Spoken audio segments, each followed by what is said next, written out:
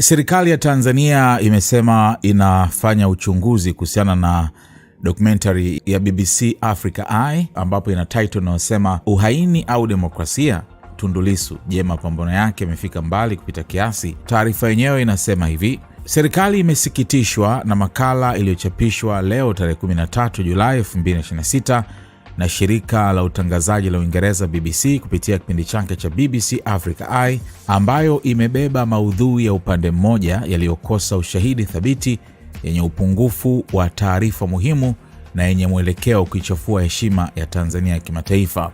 Chombo cha habari cha BBC kimeendelea na mwenendo wake wa kuitangaza vibaya Tanzania kwa tuhuma nzito pasipo kutoa nafasi ya serikali kujibu kama kinavyopaswa kufanya kwa mujibu wa taaluma ya uandishi wa habari, licha ya serikali kuwa tayari kutoa ushirikiano kama ambavyo kimefanya katika makala hii, ambapo kilikataa kutoa nafasi kwa viongozi wawili wa upande wa serikali ya Jamhuri ya Muungano wa Tanzania na spika wa Bunge la Jamhuri ya Muungano wa Tanzania. Kufuatia upungufu huu wa kiweledi ambao haukupaswa na hautegemewi kufanywa na chombo cha habari kinachotarajiwa kuwa na heshima kama BBC, serikali ya Tanzania inachukulia kwa uzito mwelekeo wa maudhui ya BBC dhidi ya Tanzania na inafanya tathmini ya kina ya makala hiyo. Mara tathmini hiyo itakapokamilika, serikali itachukua hatua zenye lengo la kulinda uhuru, heshima na usalama wa nchi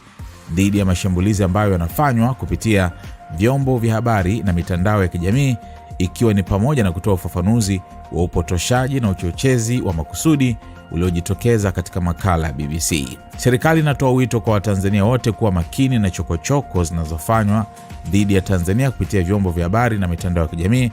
na inapenda kuhakikishia wananchi wote kuwa itaendelea kusimamia misingi yote ya kudumisha amani, umoja na mshikamano wa Watanzania wote, huku ikitekeleza hatua mbalimbali za kukabiliana na changamoto zinazojitokeza kisiasa, kiuchumi na kijamii kwa lengo la kuimarisha ustawi wa jamii.